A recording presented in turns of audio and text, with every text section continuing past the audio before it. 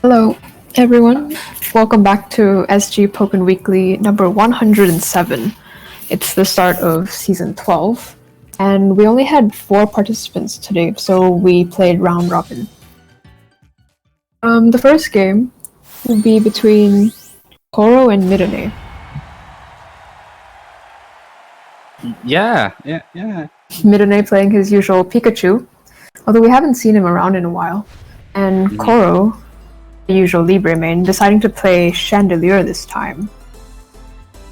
Now, Right. I'm not so sure how this matchup goes. I feel like Pikachu would have the advantage because Pikachu wants to play neutral rather and would find it easier to get in against Shandy's zoning. And we see that now with midonnay going in with homing, immediately putting Coro in the corner. Now, Chandelure doesn't... Chandelure is just trying to get out of the position. Of course, that is quite a disadvantage. But they really putting up the pressure into Coro. Really interesting. And gets a grab as well. Back to field phase, and we see that Coro has already taken a lot of damage, while midonnay still has his full... not anymore, but still a lot of HP. This is kind of where Coro wants to be. Far range. Ooh, getting stuffed out of the air. Right, but midonnay is doing a really good job on trying to remove that gap between them. And just like that, midonnay takes round number 1. Really interesting. Would you tell me more about midonnay here? Like what's midonnay's main? midonnay mains Pikachu. And he's a big fan of getting burst quickly and spending it as fast as possible. Like here, the round just started and he's already popped burst. Right. It was just really interesting how he actually used Blaziken against me, but yeah, that is what he does. Is the moment that he gets filled up the meter, he immediately activates it, and just like that, Coro gets the corner though. Yeah. The burst though. Shandy corner pressure is interesting to say the least. But midonnay fighting his way out of the corner, overheat. Odd fist, not gonna do a lot here. Gets a CA, overheat. Gets caught by the Thunderbolt. Now that Pikachu upstance actually charges synergy, and we see that midonnay is almost has a full meter again. Coro's just trying to chip midonnay down because it was just showing to be broken though. Yeah. Oh, never mind. That laser just takes it.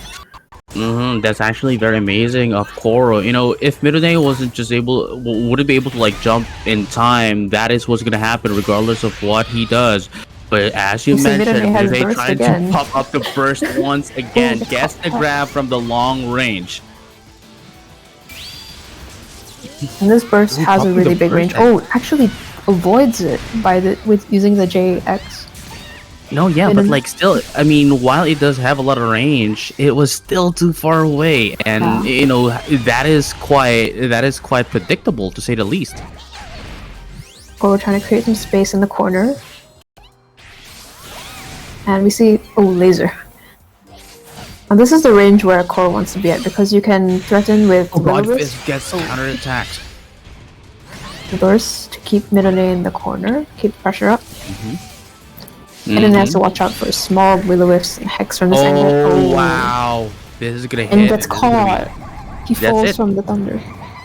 I think this would be it because Sandy Burst does quite a lot. And that's it.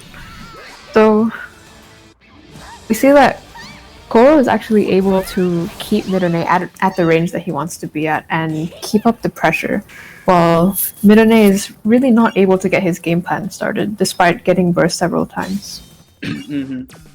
Right.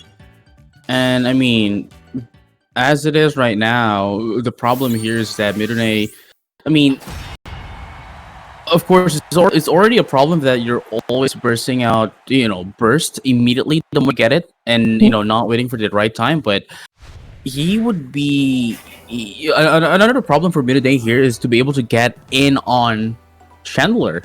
Because like if Coro is going to be able to maintain this distance, this gap between them, then definitely he's just going to be able to zone out the Pikachu. Yeah, and midonnay is trying to use this burst to get in because like it puts him at It puts him much closer to Coro, but Coro is able to push him back with all these projectiles that he has. And with laser at such a far range, it's just such a threatening tool that he has. We see that midonnay is trying to get in with Thunder Shock.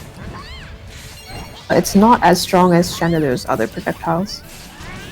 Look at this, a very good activates the CADC to small. get out and get the distance in. Look at that, Godfist is gonna miss, gets the whiff punish and maximum damage off of that whiff punish. Amazing play from Coro. Especially with the defense debuff, which means that midonnay is going to be taking a lot more damage and just gets clipped by the laser to finish the first round.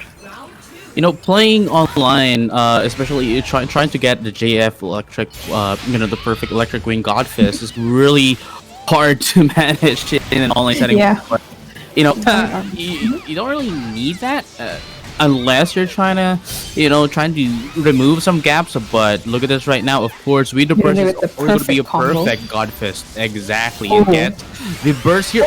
Jumps over. With the back Y.